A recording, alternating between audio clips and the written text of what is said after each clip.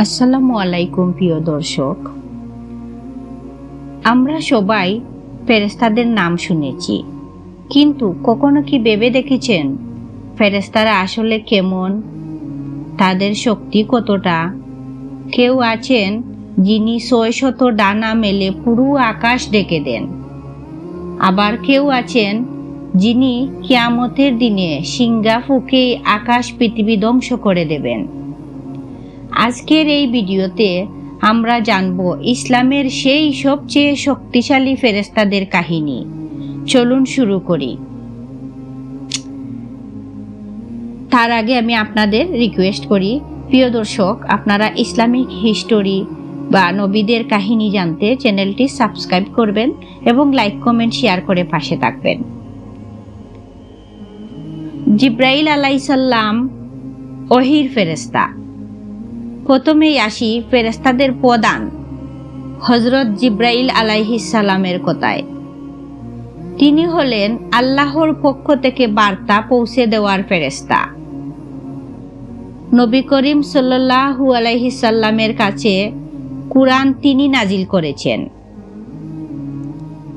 একদিন রাসূলুল্লাহ সাল্লাল্লাহু আলাইহি সাল্লাম তাকে তার আসল রূপে দেখেছিলেন। তার ৬০০ ডানা আকাশ ঢেকে দিয়েছিল। প্রতিটি ডানা থেকে ঝরছিল মুক্তা ও রত্ন। কল্পনা করুন কত শক্তিশালী আর মহিমান্বিত ছিলেন তিনি। মেরাজের রাতে তিনি নবী করিম সাল্লাল্লাহু আলাইহি সাল্লামকে বুরাকের উপর নিয়ে আকাশ সফরে উঠেছিলেন।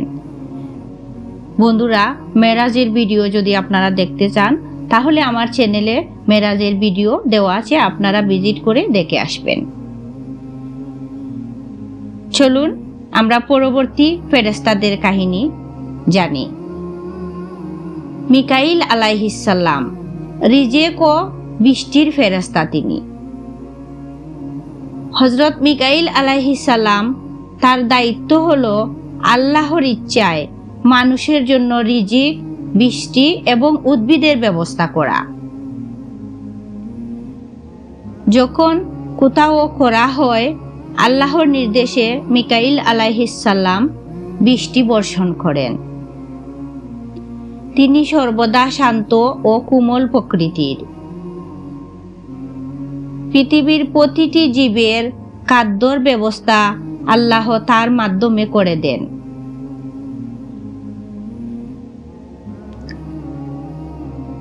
তৃতীয়ত, ইসরাফিল আলাইহিস সালাম সিংহার ফেরেশতা। ইসরাফিল আলাইহিস সালাম তিনি কিয়ামতের দিনের জন্য অপেক্ষা করছেন। তার হাতে আছে সিংহা।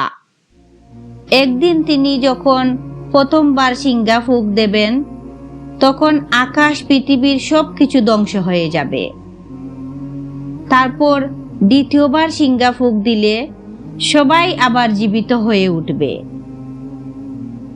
হাদিসে এসেছে তিনি ইতিমধ্যেই সিংহা মুখে ধরে আছেন, শুধু আল্লাহর নির্দেশের অপেক্ষায়।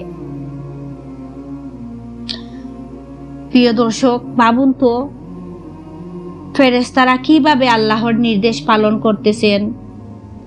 আমরা কি তা করছি? আপনারা একটু ভাবুন, নাকি আমরা অভিনয় করতেছি? চলুন আমরা জানি আজরাইল আলাইহিস সালামের কথা। আজরাইল আলাইহিস সালাম মালাকুল মউতের ফেরেশতা, মৃত্যুর ফেরেশতা। আজরাইল আলাইহিস সালাম এর কথা আল্লাহ তাকে মালাকুল মউত নামে পরিচিত করেছেন। তিনি আল্লাহর নির্দেশে প্রতিটি মানুষের রূহ কবজ করেন। কেউ চায় বা না চায়, যখন আল্লাহর নির্ধারিত সময় আসে তখন আজরাইল আলাইহিস সালাম উপস্থিত হন। তিনি কখনো ভুল করেন না, কখনো দেরি করেন না। চলুন আমরা এখন আরশ বহনকারী ফেরেশতাদের সম্পর্কে জানি। আরশ বহনকারী ফেরেশতার নাম হামলাতুল আরশ। কুরআনে এসেছে আল্লাহর বিশাল আরশ বহন করেছেন কিছু ফেরেশতা। আজ তারা 4 জন আর কিয়ামতের দিন 8 জন বহন করবে। রাসূলুল্লাহ সাল্লাল্লাহু আলাইহি সাল্লাম বলেছেন তাদের একজনের কাঁধ থেকে কানের দূরত্ব 700 বছরের পথের সমান।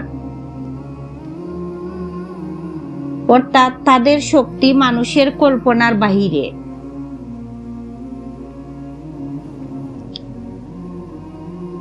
চলুন আমরা পরবর্তী ফেরেশতা সম্পর্কে জানি।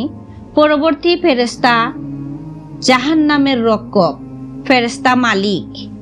জাহান্নামের রক্ষকের নাম ফেরেশতা মালিক। আরেকজন ফেরেশতা আছেন মালিক আলাইহিস সালাম। তিনি জাহান্নামের দায়িত্বপ্রাপ্ত।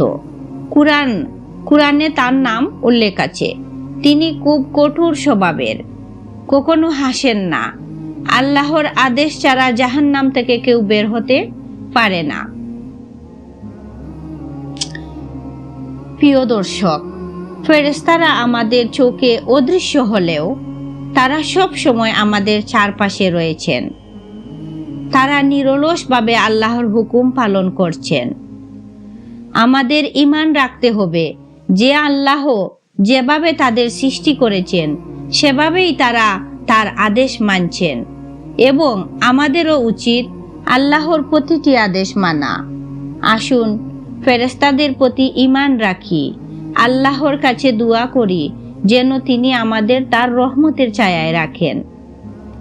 আল্লাহ আমাদের সবাইকে হেফাজত করুন, আমিন। প্রিয় দর্শক, আমার এই ভিডিও উপস্থাপন করা আপনাদের যদি ভালো লাগে তাহলে অবশ্যই কমেন্ট করবেন কার কেমন লেগেছে। পরবর্তী ইসলামিক ভিডিও পেতে, নবীদের কাহিনী জানতে চ্যানেলটি সাবস্ক্রাইব করে পাশে থাকবেন এবং নোটিফিকেশনটি অন করে রাখবেন যাতে পরবর্তী ইসলামিক ভিডিও আপলোড করার সাথে সাথে আপনাদের কাছে পৌঁছে যায়। আল্লাহ হাফিজ। আসসালামু আলাইকুম।